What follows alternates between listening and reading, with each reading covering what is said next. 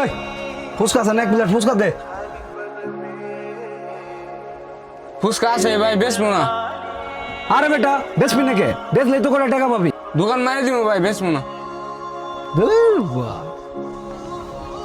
মামা এক প্লেট ফুচকা দিয়েন তো।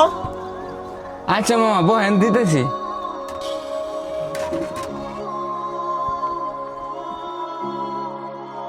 কে রে, তুই না বলি দোকান মাইরে দিবি, তাহলে তুই ওরে কেমনে ফুচকা দিতেছ? আস্তে কথা কন, আমি আপনার গোলাম না, আমার দোকান। আমি মন চাইলে বেচবো, না চাইলে বেচবো না। ওই টাকা দিব, আমি টাকা দিব না।